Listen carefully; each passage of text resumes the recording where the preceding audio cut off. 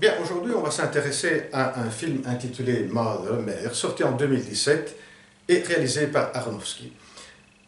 Selon moi, c'est une perle rare dans le panorama du cinéma, car dans le même film, on y retrouve un casting d'acteurs très connus et qui jouent très bien, américains.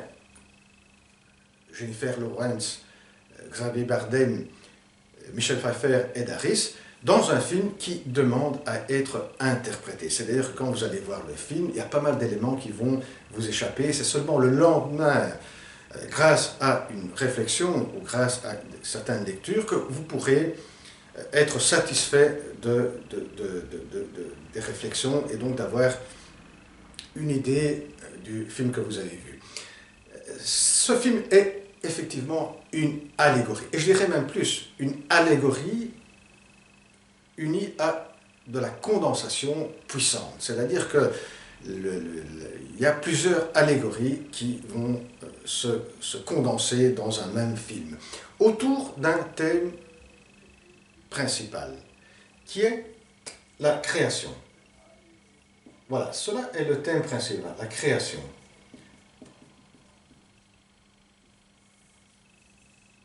Et là, on retrouve trois récits, trois allégories qui sont sur le Créateur,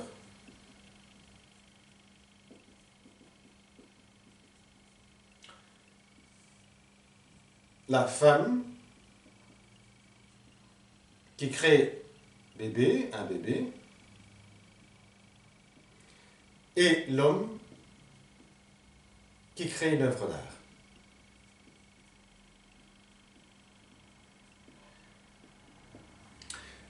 Voilà le chemin de base. Dans cette vidéo, je vais être assez schématique, je ne vais pas reprendre l'histoire du film, et cela n'est pas nécessaire. Si vous n'avez pas vu le film, vous avez une grille d'interprétation qui va vous aider à mieux regarder le film, et surtout avoir des éléments pour l'interprétation par après. Si vous l'avez déjà vu, vous aurez des éléments de réflexion en plus pour l'interprétation. Donc ça c'est le schéma. Thème principal, la création, et trois fils conducteurs, trois allégories, trois récits qui vont être autour de du créateur, du grand créateur qui est Dieu.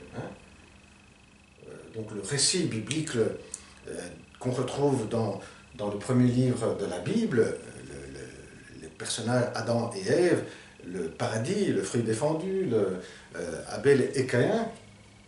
La création autour de la femme qui désire un bébé, et l'homme qui va créer une œuvre d'art.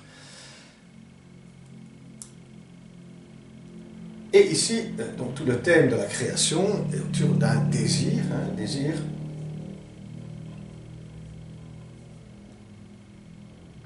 et autour du manque.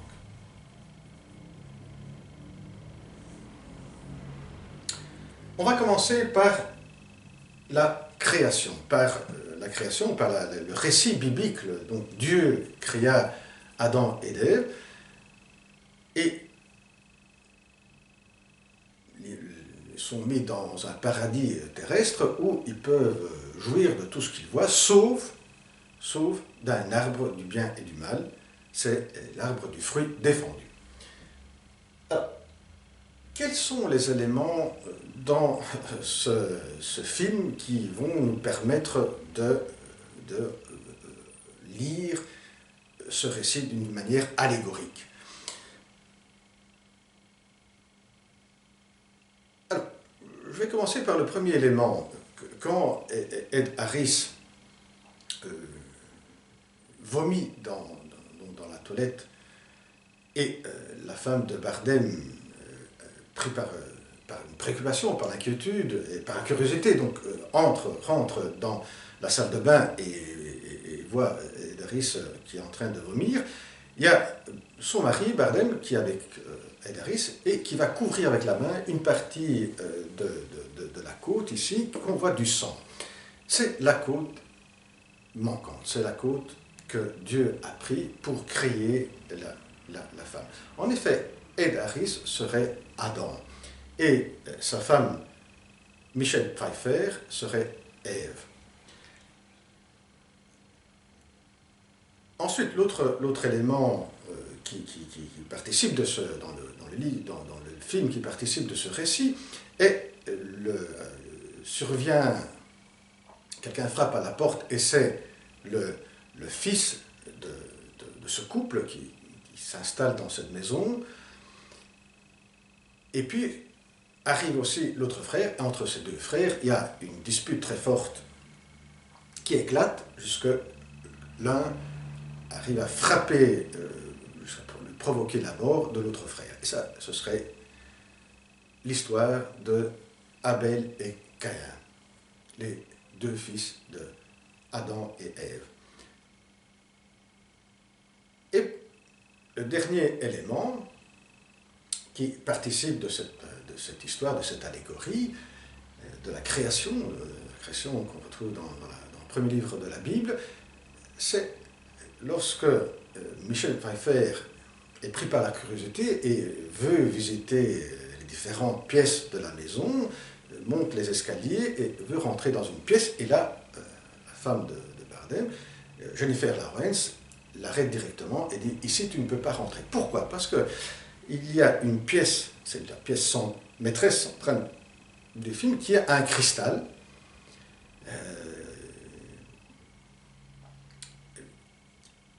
Et ce cristal est très important pour l'artiste, pour l'écrivain qui est Bardem, car c'est grâce à cela qu'il peut créer des œuvres, qu'il peut écrire et créer des œuvres d'art.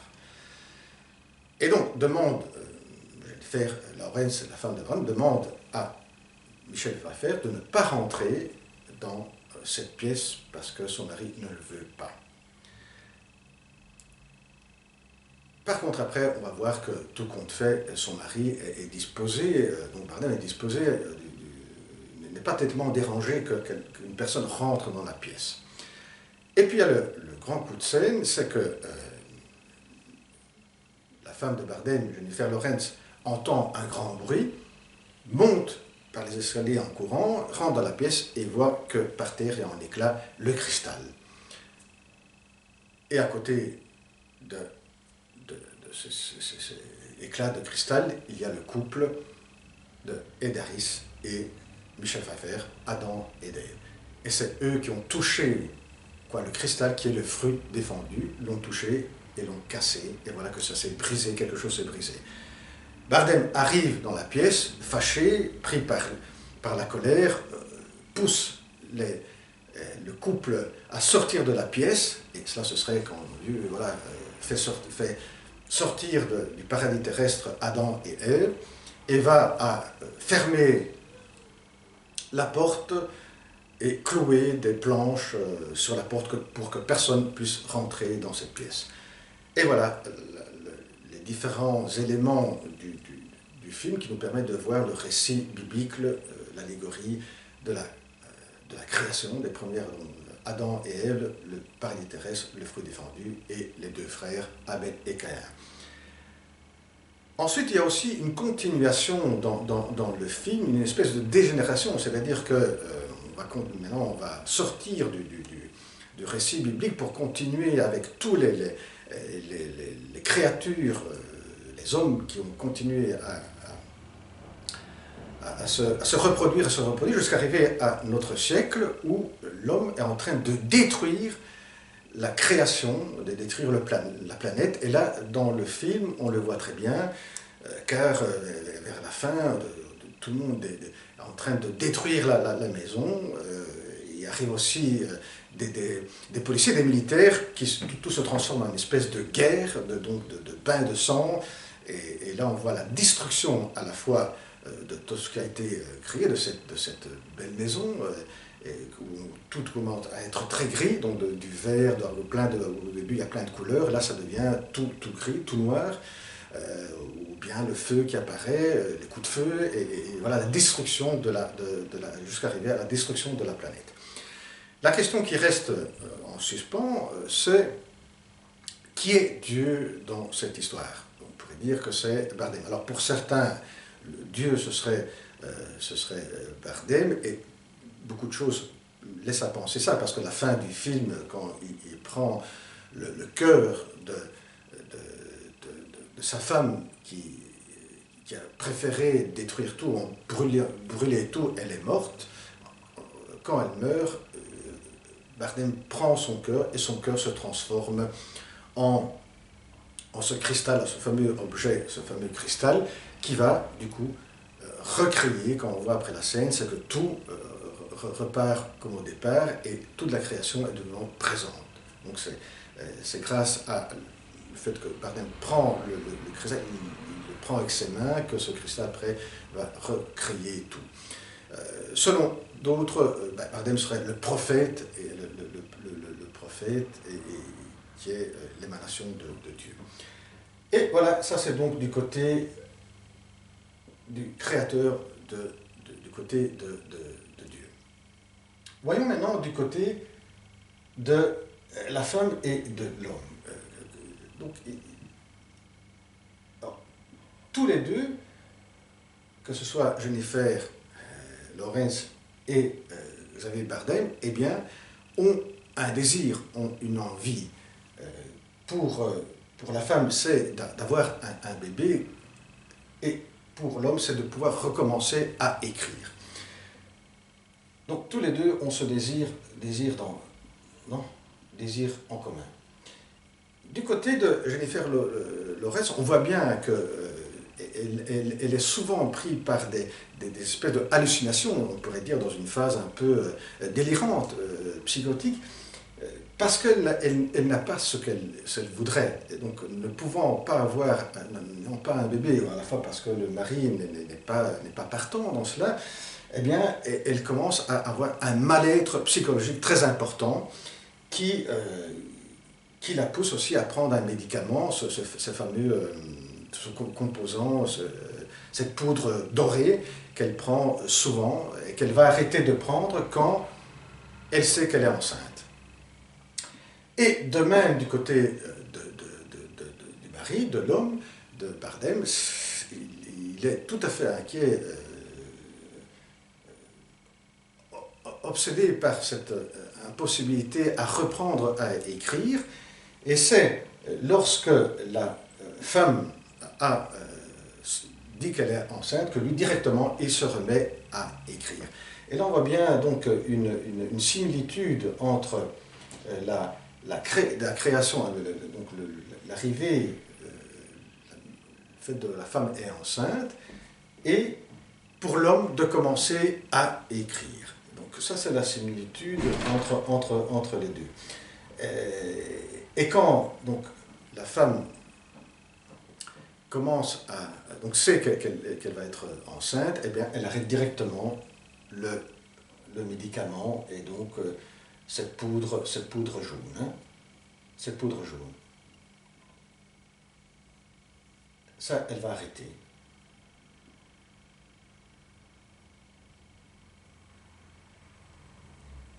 Et parmi certains aspects de la symbolique des femmes, lorsqu'elle a ces hallucinations, qu'elle voit un fœtus, elle va aussi avoir une tache de sang qui s'amplifie et qui coule après dans la cave. Et cette tache de sang va après revenir après des mois, donc elle symbolise un peu les menstruations. Donc c'est ces éléments symboliques, pas mal d'éléments symboliques qui apparaissent chaque fois dans les films. Du côté de l'homme, on va voir un peu l'allégorie avec l'homme ici, avec Bardem, le mari. Alors, pour ceux qui ont vu le film Rosemary Baby, le bébé de Rosemary, c'est un classique des années 70 avec Mia Farrow, vont avoir la tendance à revoir un remake de ce film dans ce film Mother, à tel point qu'ils risquent après de ne pas comprendre le final, parce qu'ils s'attendaient le même final de ce classique de film de Rosemary Baby. Quelle est l'histoire là? L'histoire de ce film, de ce classique des années 70, est qu'il y a un couple, là aussi un couple, et le mari est un artiste, est un acteur qui a des soucis de vue, eh bien, il ne peut plus jouer et donc il va en dépression. En même temps, ils connaissent un couple qui habite à côté, des voisins, et après avoir parlé avec des voisins, il y a pas mal de choses qui changent. Le mari n'est plus en dépression, il est toujours content, et il décroche un rôle dans un théâtre très important, et là, ils vont fêter avec sa femme, finalement, il a obtenu ce qu'il voulait. Et à ce moment même, la femme va être enceinte. Donc là aussi, on a cette thématique donc, des 4 personnages, 2 et 2, comme dans ce film ici. Et de même que lorsque l'un décroche un contrat très important comme acteur, alors que pour lui la carrière était finie, en même temps, il y a sa femme qui est enceinte.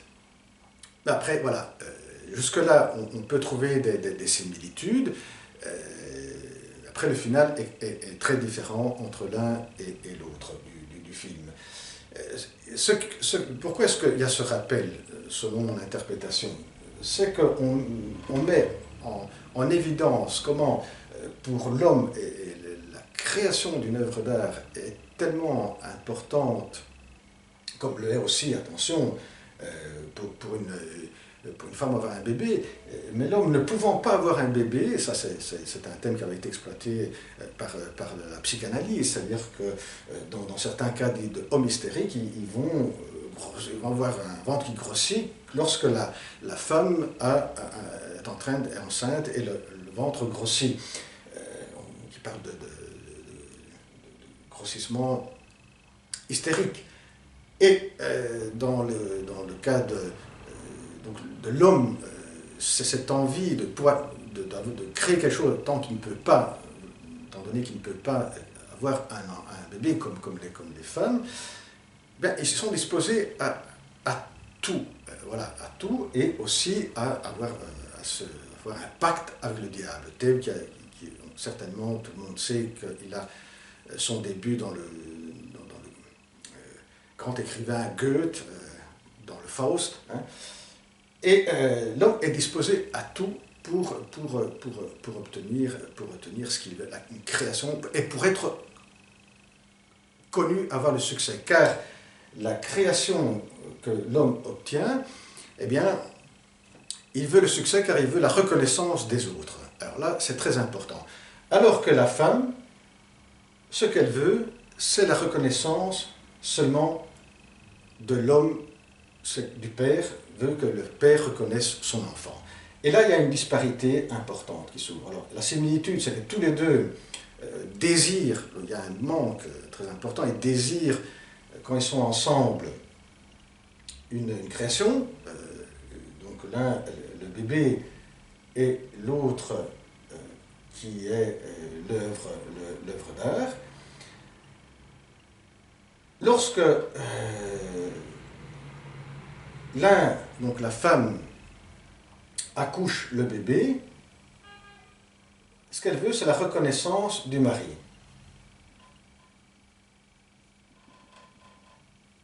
En revanche, l'homme, c'est la reconnaissance des autres.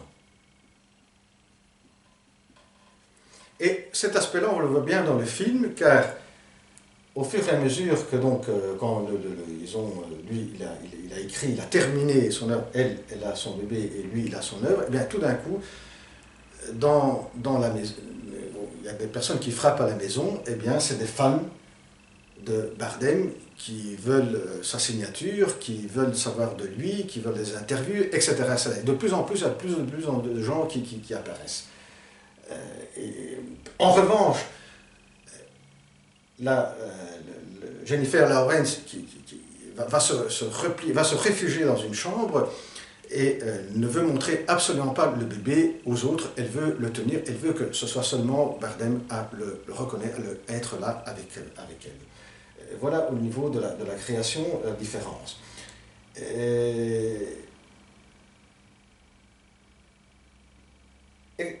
ensuite, il y a la question de quand on crée quelque chose, dans le cas de la femme, il y a un bébé qui va naître, le cas d'un homme, il y a une œuvre d'art qui va se produire, ou comme ici, c'est le même cas aussi dans la création. Hein. Donc, dans la création, on retrouve aussi ces éléments symboliques, c'est-à-dire que le fruit défendu, c'est pour instituer qu'il y a, parmi toutes les choses qu'il peut y avoir, il y a une chose qui peut y avoir. Donc, il y a quelque chose qui va toujours, c'est instituer le manque au niveau mythique, au niveau de la création. Le manque est au centre.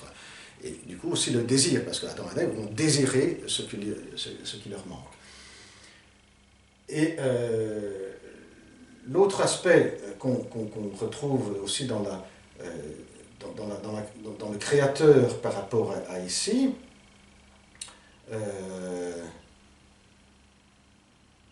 oui, c'est cet aspect-là qui revient. Alors ici, on va reprendre ici. Ah oui, c'est la liberté. C'est-à-dire que dans le paradis terrestre, quand Dieu va créer Adam et Ève, eh bien, il va, à travers le fruit défendu, aussi la symbolique de la liberté. C'est-à-dire que ces deux êtres vivants, Adam et Ève, ben, n'appartiennent plus à Dieu. Ce sont deux créatures libres qui peuvent décider. Donc Dieu n'a plus un contrôle, une emprise sur eux. C'est la liberté qu'il leur donne. Et donc ces deux êtres ne l'appartiennent plus. C'est eux qui vont décider. En fait, ils vont mal décider parce qu'ils vont décider de manger le fruit défendu. Et dans cet autre aspect ici, donc de la création du bébé de la femme ou de l'œuvre d'art pour l'homme, eh bien pour chacun, quand la femme va accoucher d'un bébé, eh bien ce bébé, penser dans son imaginaire qu'il lui appartient toujours, mais au fond, ce ne lui appartient plus et il va de plus en plus grandir et acquérir un peu sa liberté. Et c'est un autre être vivant avec sa liberté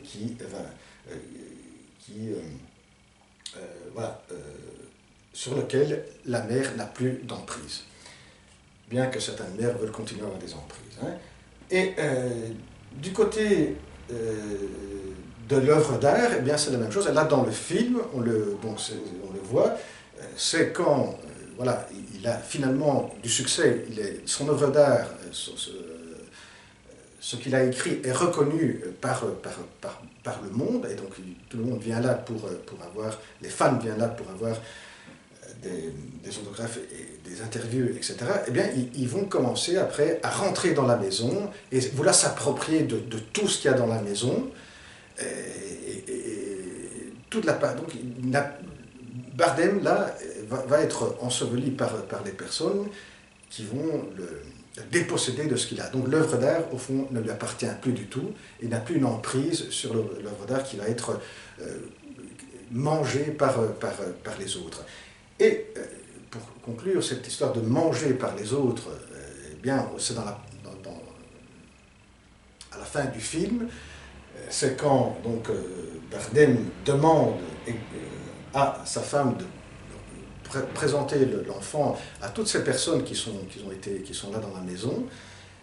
La femme refuse, mais quand elle s'endort, il prend le bébé et il le présente aux autres. Sa femme, Jennifer Lawrence, elle se réveille, va chercher son enfant, et qu'est-ce qu'elle voit dans un rituel? Elle voit que l'enfant a été coupé en morceaux, et tout le monde qui est en train de manger une partie de ce bébé. Et là, on voit bien comment, que ce soit le bébé ou que ce soit l'œuvre d'art, eh bien, à un moment donné, il ne nous appartient plus et peut être mangé par les autres. Et là, c'est d'une manière dont on doit le voir d'une manière symbolique. Donc là, cette partie-là aussi, c'est une partie symbolique. Le risque quand on voit le film, on peut le voir dans un premier degré qui est, voilà, c'est un rituel parce que le Bardem a vendu son âme au diable. Mais ça, il y a quelque chose qu'on n'arrive pas à comprendre si on ne fait pas intervenir la symbolique. Donc là, c'est que dans la création, que le thème principal, la créature de la création, quand elle sort, quand elle acquit une matérialisation, quand elle se matérialise, eh bien, elle devient indépendante du créateur. Elle a une vie propre, autonome, qui ne dépend plus de celui qui l'a créée. Voilà le thème principal. Alors, autour de ce thème principal, il y a deux, trois aspects très, très importants, qui est des thèmes qu'on retrouve dans la psychanalyse, surtout dans la psychanalyse lacanienne, qui est que l'autre est toujours présent, que ce soit le grand autre ou les autres. Alors, le grand autre, c'est tout l'encadrement, l'ordre des choses, le créateur Dieu, ce qui est là depuis toujours, qui est là, qui sera toujours là dans le futur, que ce soit dans le passé ou dans le futur, dans le présent et le futur. Et les autres, c'est un aspect très important dans ce film, c'est peut-être l'aspect d'un point de vue émotionnel qui prend le plus. C'est-à-dire que ce couple tranquille dans cette maison, et surtout cette femme qui est prise par le désir d'avoir un bébé, par son mari, mais aussi de retaper la maison, et donc en pleine intimité avec son mari, eh bien, se retrouve tout d'un coup avec un couple, Ed Harris et Michelle Pfeiffer, qui veulent s'installer là, qui sont des intrus. Elle veut pas que son intimité soit violée par des étrangers. Mais tout le film devient comme ça, devient de plus en plus. C'est que l'autre prend plus de place, les autres prennent plus de place. Après, il y a la mort, le deuxième temps du film, dont le premier c'est l'installation bon, le premier temps, il y a Ed Harris qui arrive, c'est un médecin, et puis il y a sa femme qui sonne, Jennifer Lawrence ne se l'attendait pas du tout, donc c'est le couple qui s'installe. Puis il y a la mort du fils, le couple part, mais ils reviennent parce qu'ils ne savent pas où aller pour faire la cérémonie du deuil, de l'enterrement. Et là, il y a toute une quantité de gens qui viennent, d'invités de la famille, des amis, et là, Jennifer Lawrence se voit de nouveau envahie par les autres. Finalement, ça se termine, elle est contente, le bébé arrive, et quand après le bébé va arriver, voilà que quand le Bardem a terminé son œuvre, eh bien, il y a tous les fans de Bardem qui viennent, et là, ils vont occuper la maison de plus en plus, et on s'identifie, lorsqu'on regarde le film, on s'identifie à Jennifer Lawrence à la fin, qui n'arrive pas à se défaire. C'est ça qui crée une espèce de contradiction quand on regarde aussi le film. On dit, mais comment c'est possible qu'elle n'arrive pas à se défaire de ces gens? Elle lui dit, allez, partez. Mais elle essaye, mais il n'y a pas moyen. Et donc ça, c'est le pouvoir des autres. Et là, on peut ne pas évoquer Sartre, quand on disait que les autres, c'est l'enfer. Mais attention, parce que quand Sartre, il a quand même voulu, quand il parlait de ça, il a quand même voulu après expliquer que le sens de cette phrase a été complètement mal comprise. Il disait, Sartre, attention, les autres en soi ne sont pas l'enfer. On peut avoir des relations très bonnes avec les autres, on peut s'entendre très bien, construire très bien de l'amour, de l'amitié avec les autres. Mais c'est dans un autre contexte où les autres peuvent devenir un enfer. Quand? Il faut savoir, disait Sartre, que le moyen que nous avons de nous connaître ou dans notre parcours, beaucoup d'événements, de choix qui se font, c'est par rapport aux autres. Par rapport aux autres. On a donc les autres nous donnent des instruments pour se comprendre, et ce que nous sommes souvent en fonction du regard des autres et en réponse au regard des autres. Et si alors, c'est ça le point, si en comprenant cela, ça ne se passe pas très bien avec certaines personnes, eh bien là, ces personnes vont devenir l'enfer, parce que c'est ces personnes-là qu'on connaît que ça ne se passe pas bien, et du coup, les instruments que nous avons pour nous connaître vont devenir une arme contre nous, parce qu'on va se sentir complètement dans un mal-être, parce que si ces autres-là, que ça se passe très mal, nous voient très mal, eh bien on va vraiment penser qu'on est très mal, car c'est grâce à ces autres qu'on a pu se construire et se comprendre. Et ce double aspect des autres, selon ce que je viens de dire de Sartre, donc qui est les autres comme source de haine, de conflit, il y a aussi l'amour. Donc avec les autres, ça peut très bien se passer. Et dans le film, on voit aussi l'aspect de l'amour, qui est l'amour qu'il y a entre Bardem et sa femme Jennifer Lawrence. Jusqu'à la fin, c'est on voit bien quand la femme est en train de mourir, il y a ces paroles d'amour qui sortent de sa femme. Il disait: tu ne m'as pas aimé, mais tu as surtout voulu mon amour. C'est très important parce que ce qui veut dire que pour que l'homme crée, il faut de l'amour. Pour qu'il y ait création, il faut l'amour. Et il y avait quand même de l'amour entre eux. Donc l'amour est le moteur principal de toute création. Donc en amont de la création, il y a l'amour, mais si ça se passe mal avec les autres, c'est la haine et c'est la destruction qui se met en place. Et bien voilà un peu une lecture, des éléments de lecture de ce film assez complexe. Eh bien, si vous ne l'avez pas vu, bonne vision, et j'espère que ça va vous aider. Et ceux qui l'ont vu, j'espère que ça aura été des éléments en plus pour comprendre mieux le film. Bien à la prochaine, au revoir.